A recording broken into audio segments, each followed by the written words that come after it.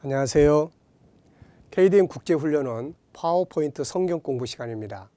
파워포인트를 통해서 보다 쉽게 성경을 이해하고 또 공부할 수 있도록 만들어진 재미있는 프로그램입니다. KDM 파워포인트 성경 공부와 함께 즐거운 은혜의 시간이 되시기 바랍니다.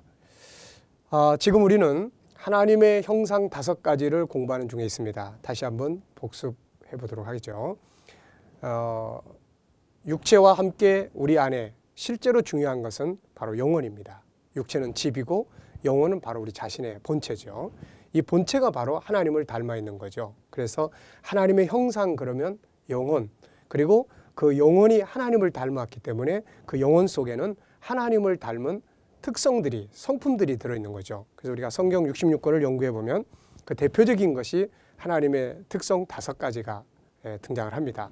그래서 이것이 바로 우리가 하나님을 닮은 하나님의 성품이 되겠습니다. 그래서 우리는 내 안에 있는 그 성품 5가지를 바르게 이해하고 그걸 잘 개발하고 또 그것을 바르게 활용을 할 수 있도록 해야 되죠. 그 속에서 세상을 이끌어갈 수 있는 능력도 나타나고 행복하게 살아갈 수 있는 그런 삶의 그런 방법들도 나타나게 되고 그러는 것이죠. 자, 첫째는 유일성입니다.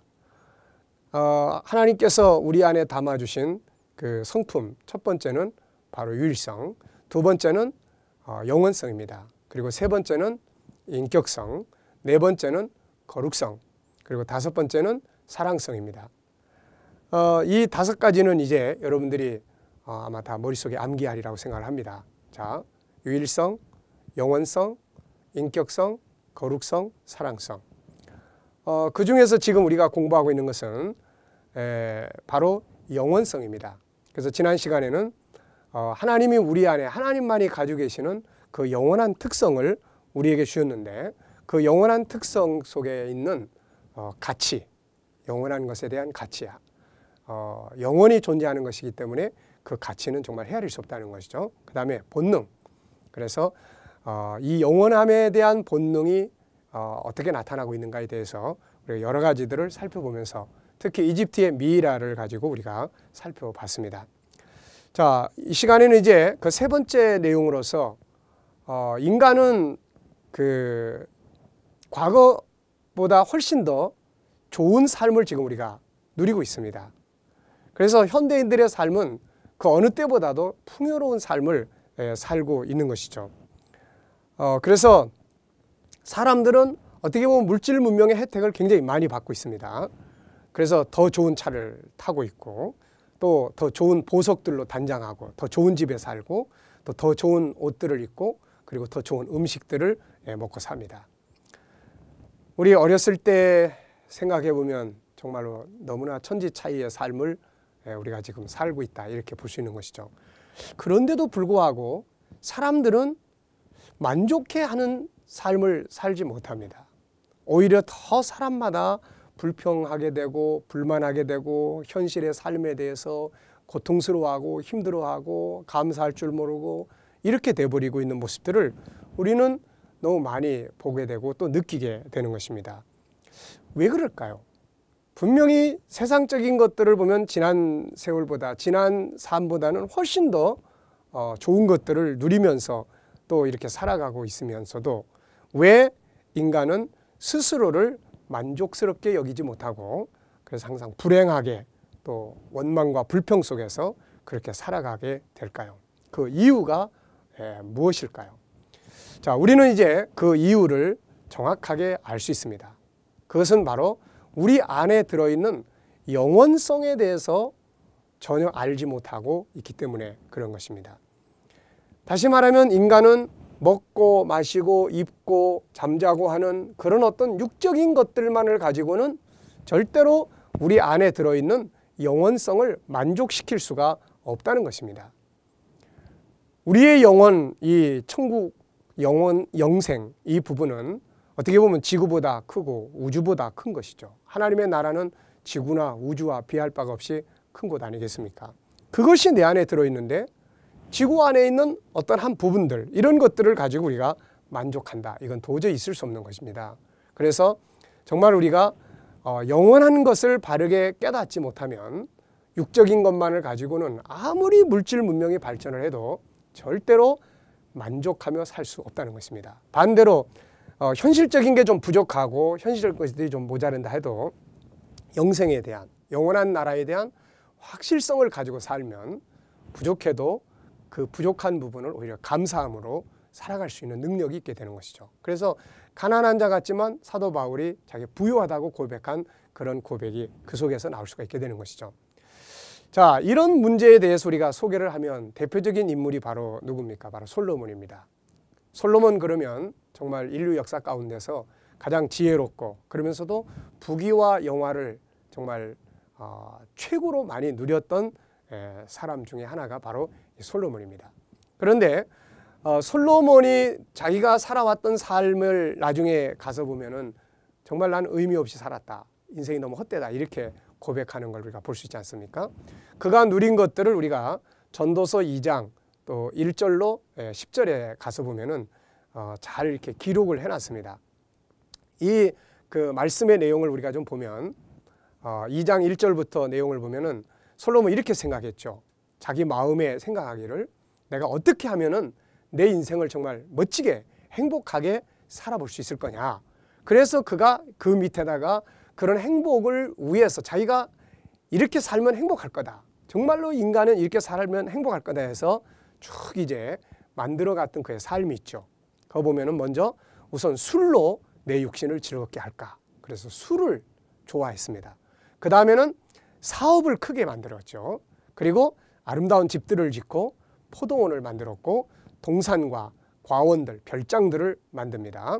각종 나무, 과목들을 심고 또 수목을 기르는 삼림에 물주기에 못을 팠으며 오늘날로 말하면 뭐 풀장이 딸린 집이라든지 연못이 있는 집이라든지 바로 그런 개념이겠죠.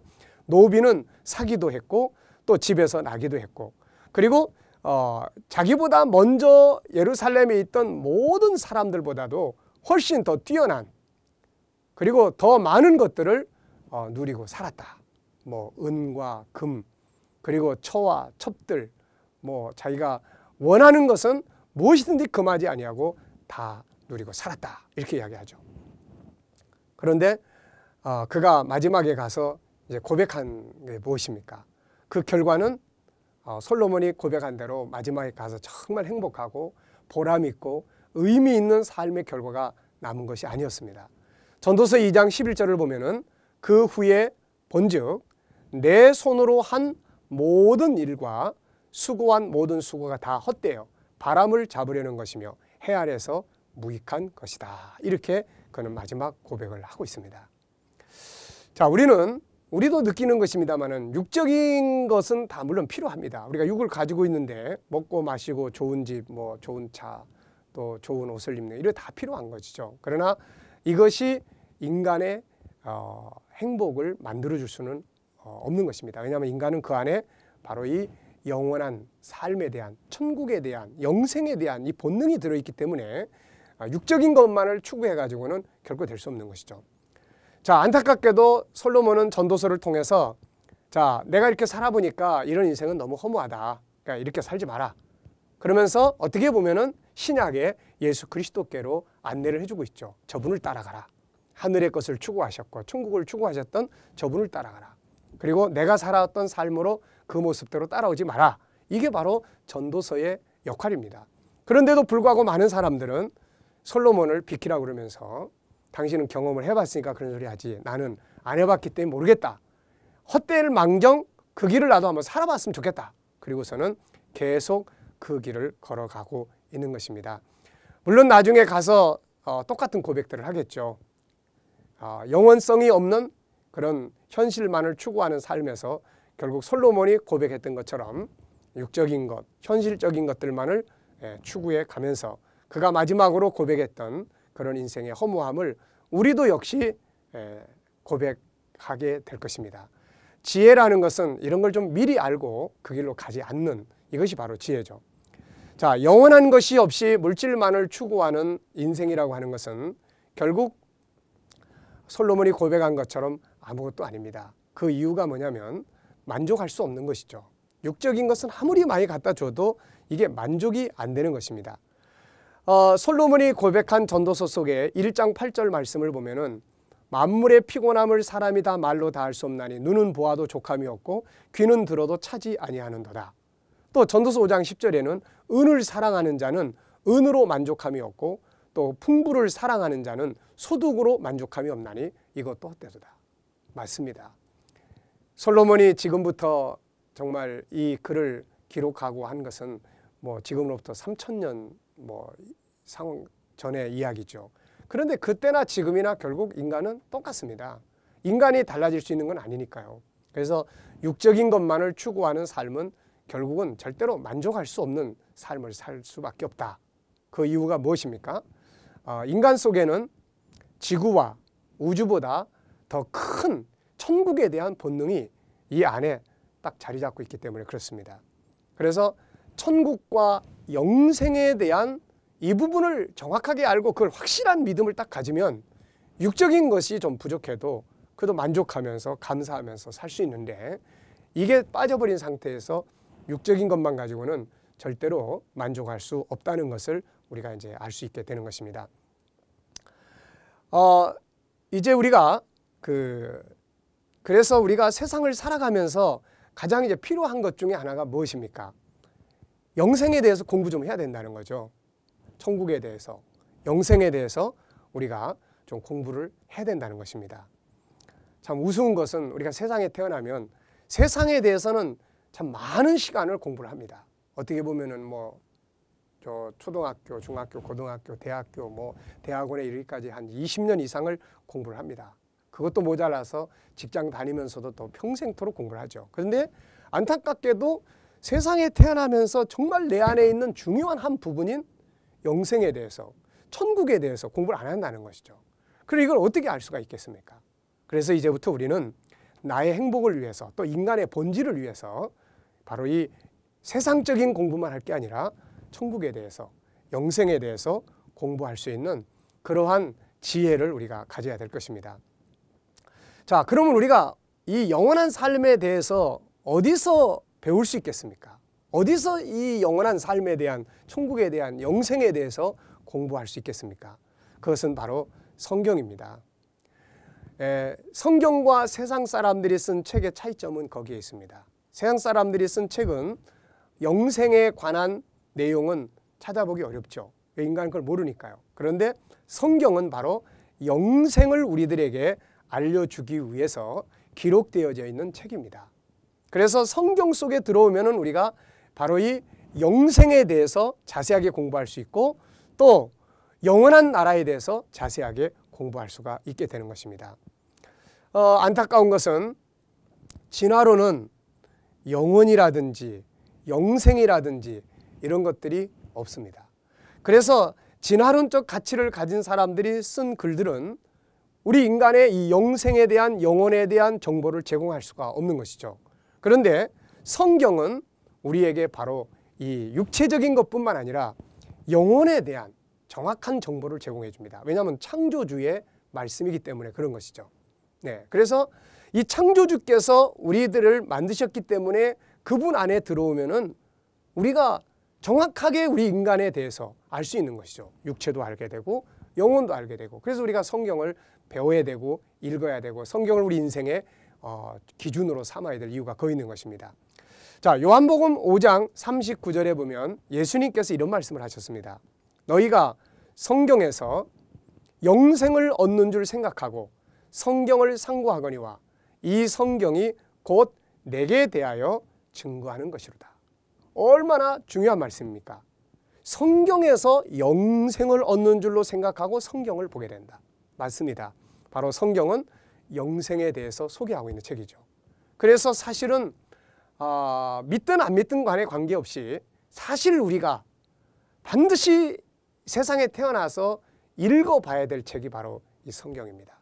안타깝게도 많은 사람들은 이 성경을 외면하고 있고, 우리 그리스도인들조차도 성경을 통해서 영생을 연구해야 되는데 성경을 보면서도 맨날 세상적인 것들만을 얻는 도구로 삼고 있다 보니까 성경을 10번 읽었다 20번 읽었다 해도 그 안에 들어있는 영생의 복음을 모르고 살게 됩니다. 여기에서 오는 것은 결국 방황입니다. 자, 그래서 이제 우리는 주님이 말씀하신 그러한 목적대로 성경 그러면 영생, 그래서 성경을 통해서 나의 영생에 대해서 자세하게 공부할 수 있는 그런 지혜가 있어야 될 것입니다. 자, 우리가 여기서 이제 하나 기억해야 될 것은 영생이란 뭘까요? 물론 우리가 영생 그러면은 뭐 eternal life, 다시 말하면 영원한 삶을 말하는 것입니다. 근데 이 부분을 조금 더 우리가 자세하게 들여다보면은 이 영생이라는 말 속에는 네 가지의 중요한 의미가 들어 있습니다. 첫째는 어디서 영원히 살까요? 그래서 우리가 영원히 살게 되는 나라가 들어 있습니다. 그래서 영생이라는 단어 속에는 영원한 나라가 들어 있습니다. 그 다음에 두 번째는 우리가 이 영원한 나라에서 살게 되는데 그럼 어떤 모습으로 영원히 살 거냐는 거죠. 만약에 우리가 폐병이 들었는데 그 폐병 말기암 환자에게 당신 예수 믿으면 이런 모습으로 영원히 삽니다 그러면 이것은 축복의 메시지가 아니라 저주의 이야기죠. 그래서 성경은 우리가 영원히 살게 될 몸을 소개합니다. 그 영원히 살게 될 몸은 병들지 않는 몸, 죽지 않는 몸, 죄짓지 않는 몸, 완전히 변화된 그런 몸을 말하고 있죠. 성경은 그 이야기를 다루고 있는 것입니다. 세 번째는 우리가 하나님의 나라에 가서 그냥 아무것도 안 하고 있는 게 아닙니다. 그래서 그 나라에서 우리가 누리게 될 기업이 있습니다. 기업. 그래서 성경은 많은 부분에서 기업에 대한 이야기를 하고 있는 것입니다. 그래서 영원한 기업. 그리고 이제 네 번째는 이 나라, 이러한 몸, 이러한 기업을 영원토록 누릴 수 있는 영원한 시간을 말하고 있습니다. 그래서 이 영생이라는 단어 속에는 바로 이 네 가지 영원한 나라, 영원한 몸, 영원한 기업, 영원한 시간이 포함되어 있다는 것을 기억하시기 바랍니다. 성경 66권 속에는 바로 이 네 가지를 구체적으로 정리해주고 소개해주고 있는 것이죠. 다시 한번 우리가 정리해보면 영생, 그 속에는 네 가지가 들어있습니다. 첫째, 영원한 나라.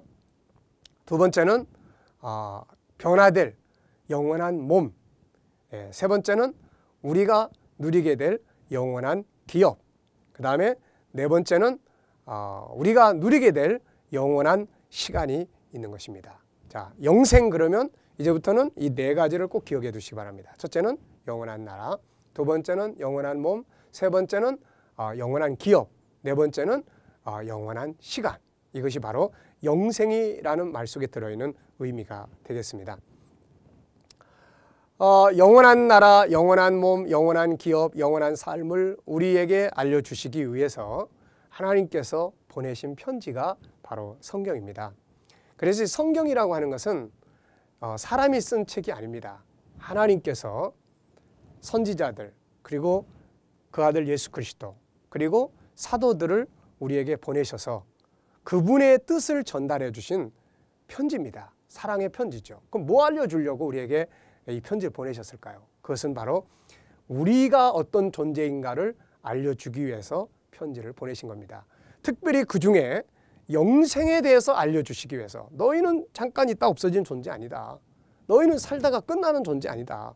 너희는 영원히 살도록 만들어진 존재다. 그것을 우리에게 알려주시기 위해서 하나님께서 이 편지를 우리에게 보내신 겁니다. 그래서 성경을 통해서 우리는 영생에 관한 소식을 들을 수 있게 되는 것이죠. 자, 여러분들은 하늘의 거룩한 성과 그 나라의 기업에 대해서 생각해 보신 일이 있습니까? 아마도 거의 다 생각해 보지 못했을 겁니다. 혹시 천국에 갔다 오신 분들은 천국은 이런 곳이야 라고 이렇게 이야기를 하고 정말 그것을 아는 분들은 소망을 가지고 있는데요. 자, 성경을 통해서 우리는 우리가 누리게 될 그 나라와 그 기업에 대해서 자세하게 알 수 있습니다. 자, 그림 메카트를 소개를 하죠. 성도들의 아름다운 기업을 그려봤습니다. 거룩한 성이죠. 하늘의 예루살렘 성입니다. 우리가 다 들어가서 하나님을 뵙게 될 성입니다. 그리고 성도들의 삶입니다.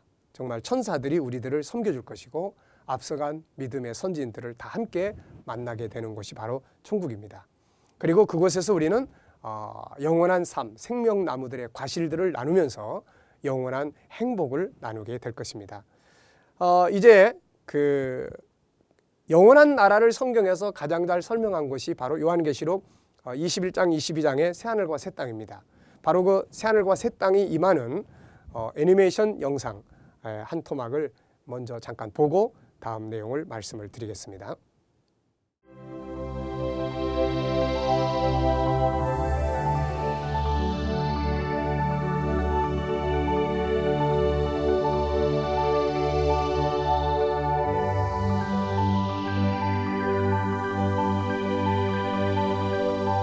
새 하늘과 새 땅, 에덴에서 쫓겨난 인간들이 그토록 찾고 찾았던 낙원, 이사야 선지자가 예언했던 그 세계, 예수님이 증거하시고 사도들이 증거했던 그 나라, 다시는 병들지 않고 죽음이 없는 세계, 다시는 억울함과 약한 자들의 한 맺힌 눈물이 없는 세계, 모든 이들이 사랑의 질서 속에서 함께 살아가는 복된 세상, 생명나무들이 열매 맺고 생명수강이 흐르고 영원한 기업이 있는 곳, 나의 꿈, 당신의 꿈, 인류의 꿈이 이루어지는 그 나라, 성도들의 눈물과 수고가 영광과 상급으로 열매 맺는 그 나라, 거룩한 나라를 완성하신 하나님, 거룩한 나라를 기업으로 주시기 위해서 자기의 몸을 제물로 바쳐주신 주여, 영원히 영원히 영광을 받으소서. 이루었도다. 나는 알파와 오메가요, 처음과 나중이라. 누구든지 이기는 자는 이것들을 유업으로 얻으리라.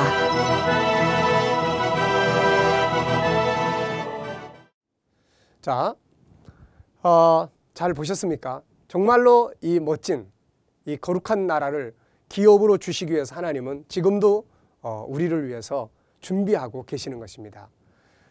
이 거룩한 나라가 속히 임하도록 예수님께서 늘 기도하라고 가르쳐 주신 것이 바로 주기도문입니다. 우리의 마음속에 바로 이 나라에 대한 소망을 날마다 가지고 살아야 되죠. 자, 안타까운 것은 이렇게 중요한 영생에 대해서 많은 사람들이 그냥 무관심하게 살고 있다는 거죠. 영생, 이것은 먼 장래일이 아니라 오늘을 살아가는 우리들에게 그렇게 먼 장래일이 아니라 오늘일 수도 있고 내일 수도 있고, 더 중요한 것은 이걸 바르게 알 때 오늘을 살아가는 힘과 능력이 될 수 있다는 것입니다. 사람은 세상에 왔다가 그냥 살다가 죽어 없어지는 존재가 결코 아니고 영원히 살도록 만들어진 존재라는 것. 그렇지만 안타깝게도 사람은 세상에 태어나서 수많은 공부들을 하고 있죠. 유치원, 초등학교, 중고등학교, 대학원, 박사까지. 그럼에도 불구하고 천국과 영생에 대해서는 별로 공부하지 않습니다. 오히려 이단들은 이런 문제들에 대해서 열심히 공부하고 가르치고 이런 것들을 우리가 많이 볼 수 있습니다. 주님은 우리에게 이렇게 말씀하셨습니다. 너희는 먼저 그 나라와 그 일을 구하라. 주님은 우리들에게 먼저 그분의 나라를 구하고 공부할 것을 부탁하셨습니다. 또 요한복음 6장 27절에도 썩는 양식만을 위해서 일하지 말고 영생하도록 있는 양식을 위해서 좀 일하라고 말씀하셨습니다. 자, 이제 우리가 할 일이 무엇이겠습니까? 이제 우리는 천국에 대해서, 영원한 삶에 대해서 공부해야 합니다. 시간을 투자해야 합니다. 그리고 이것이 분명해지면 세상 것들이 좀 부족해도 만족하며 살아갈 수가 있게 되는 것이죠. 자, 여러분, 이제는 우리는 내 유익이 되는 것들을 위해서 투자들을 하지 않습니까? 바로 이제는 영원한 나라, 영생을 알기 위해서 투자하는 여러분들이 되시기를 바랍니다. 다른 투자가 아니라 바로 시간을 투자하는 것이죠. 그리고 성경을 읽을 때 현실적인 삶을 위해서만 성경 말씀을 인용하지 말고 그 속에 들어있는 본질, 영생, 영원한 나라가 어떻게 나타나고 있는지 이런 부분들에 대해서 좀 이렇게 체크하고 살펴보면 여러분들 속에 영생의 그런 놀라운 이야기들이 자리 잡게 되는 것이죠. 성경 그러면 앞서 말씀드린 것처럼 요한복음 5장 39절에서 무엇을 얻는다고 말씀했어요? 영생을 얻는 것이라고 말씀했습니다. 맞습니다. 이제 우리는 이 성경을 통해서 세상적인 것만을 얻으려 하지 말고 영원한 생명, 영원한 나라, 영원한 몸, 영원한 기업, 영원한 행복의 삶을 바르게 이해하는 데 사용하시면 이것이 여러분들의 인생에 큰 유익이 될 줄로 믿습니다. 이 시간에 공부는 여기서 마치겠습니다. 감사합니다.